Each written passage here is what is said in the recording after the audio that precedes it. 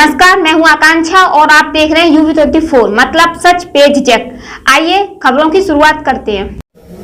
आप सभी अवगत हैं कि आज दिनांक 28/11/2021 को सरकार के द्वारा आयोजित उत्तर प्रदेश शिक्षक पात्रता परीक्षा यूपी टेट 2021 के संबंध में परीक्षाएं दो पालियों में 10 से 12:30 तथा 2:30 से 5 बजे तक की दो पालियों में आयोजित होनी थी। इसमें सभी 75 जनपदों में के कुल 2736 परीक्षा केंद्रों पर यह परीक्षा की जानी थी, जिसमें 19,99,418 अभ्यर्थी या परीक्षार्थी शामिल होने थे।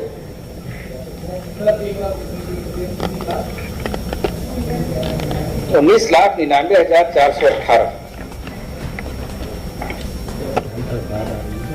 सरकार की प्रतिबद्धता शुरू से सभी परीक्षाओं को शुचितापूर्ण तथा पारदर्शी तरीके से कराने की रही है।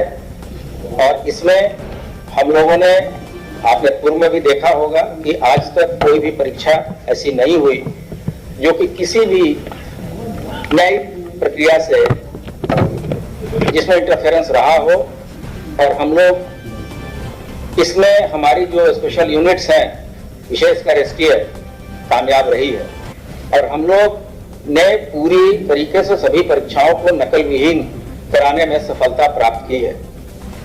इतनी बड़ी परीक्षा आयोजित हो रही थी, इसके लिए संबंधित विभाग के प्रमुख सचिव के द्वारा DGP स्तर पर मीटिंग की गई तथा अन्य प्रशासनिक व्यवस्थाओं के अतिरिक्त ये जो नकल माफिया है या सॉल्वर गैंग है, इन पर कड़ी नजर रखने के लिए हम लोगों ने एक पूरा जाल बिछाया, जिसमें मैनुअल इंटेलिजेंस तथा टेक्निकल इंटेलिजेंस की सहायता ली गई।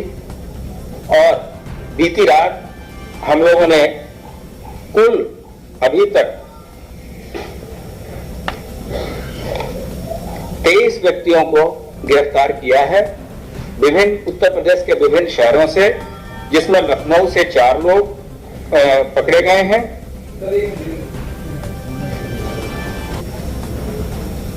मेरठ STF की टीम के द्वारा 3 लोगों को गिरफ्तार किया गया है। STF वाराणसी और गोरखपुर के द्वारा भी 2 व्यक्तियों को पकड़ा गया है।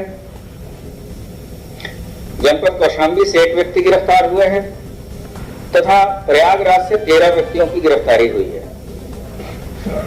इनके पास से कुछ फोटोकॉपी पेपर्स के मिले थे, जिनको हम लोगों ने शासन के साथ शेयर किया और ये बात प्रकाश में आई कि ये प्रश्न पत्र वही हैं जो कि परीक्षाओं में आने वाले हैं।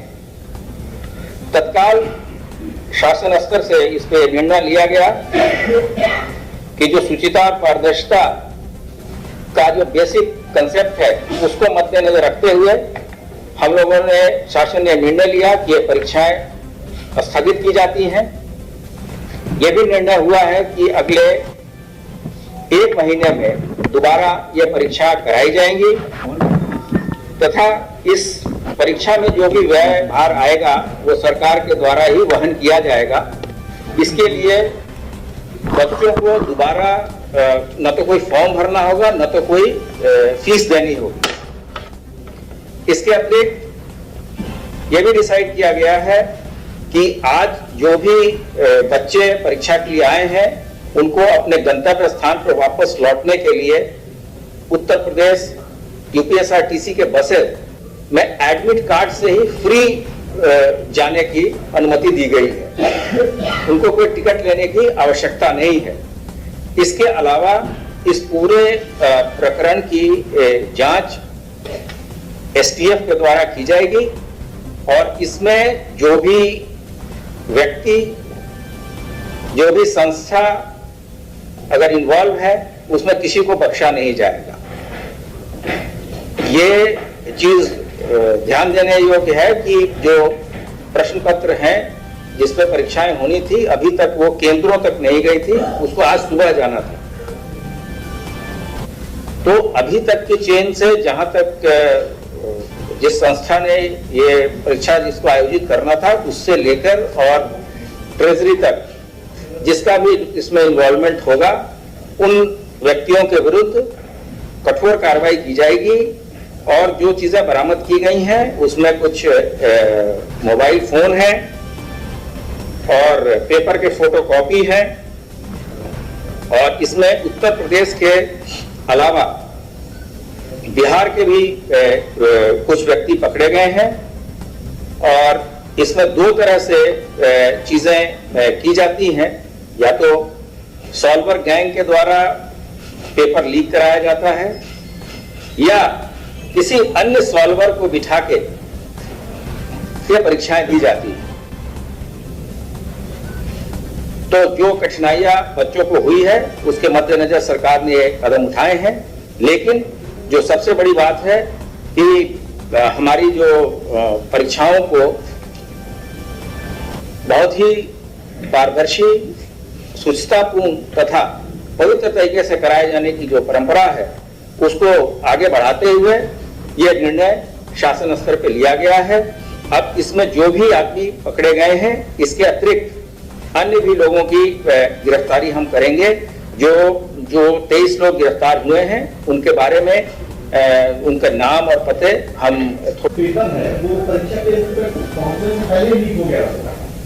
ऐसी अभी तक की जो सूचना आई है, क्योंकि आज ही सुबह जाना था और रात से ही ये चीजें कुछ लोगों के पास थी, तो ये सभी चीजें विवेचना का प्रश्न है। लेकिन फिलहाल सभी जगह शांति है। लोगों को जिला प्रशासन के अधिकारी और जो विभागीय अधिकारी हैं लोगों को बता रहे हैं, वहाँ अनाउंसमेंट लाउड हेलर के द्वारा किया जा रहा है कि सभी बच्चे अपने घर चले जाएं और पूरी तरीके से शांति व्यवस्था कायम है। अब मैं अनुरोध करूंगा जो हमारे जो सहयोगी प्रमुख सचिव जी हैं वो आगे आपको इसके बारे में अवगत करेंगे।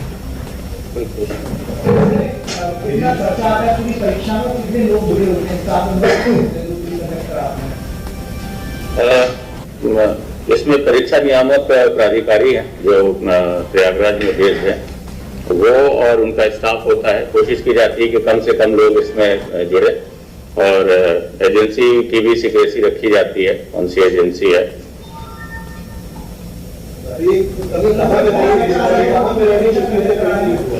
जी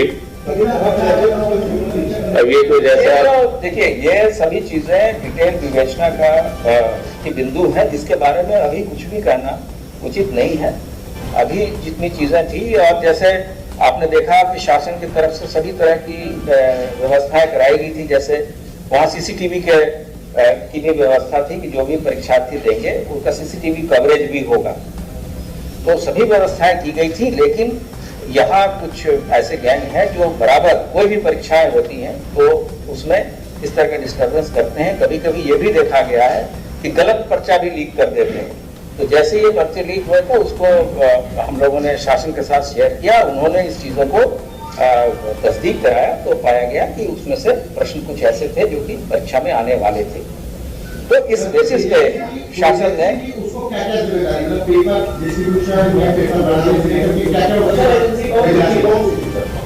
नहीं, एजेंसी तो अभी बताना उचित नहीं होगा। बाकी हमारे जो प्राधिकारी हैं वो परीक्षा नियामक प्राधिकारी हैं प्रयागराज में, बेसिक शिक्षा विभाग के अंतर्गत है, और ये जिम्मेदारी उन्हीं की होती है कि वो प्रश्न पत्र सेट कराएं, एजेंसी का चयन कराएं और फिर उसको जिलों की ट्रेजरी तक पहुंचाएं। ट्रेजरी से फिर व्यवस्था होती है कि परीक्षा वाले दिन सुबह ट्रेजरी से निकाल करके वो परीक्षा केंद्रों पे ले जाया जाता है।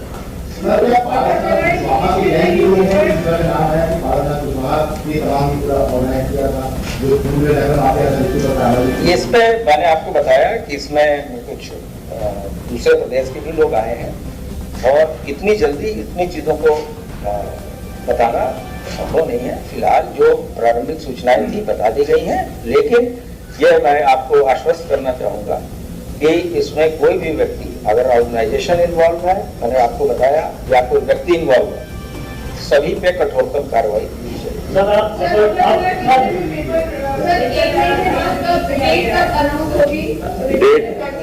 ये मैडम जैसा आपको बताया गया कि ये देखा जाएगा कि अगर एजेंसी ही कॉम्प्रोमाइज है तो हो सकता है शासन एजेंसी बदलने के बारे में निर्णय ले।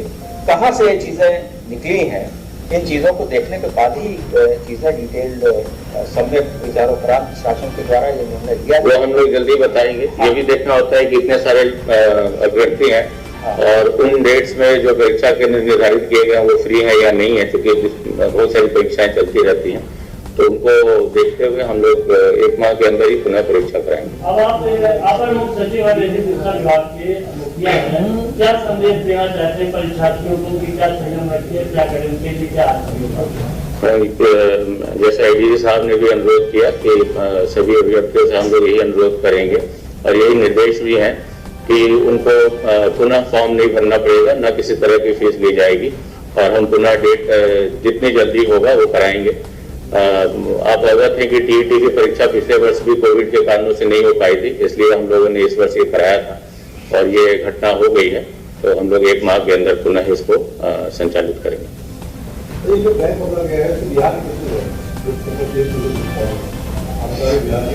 हम सभी का नाम पता आपके साथ कुछ घंटों के बाद से शेयर करेंगे, इंफॉर्मेशन डिपार्टमेंट के थ्रू हम आपको देंगे।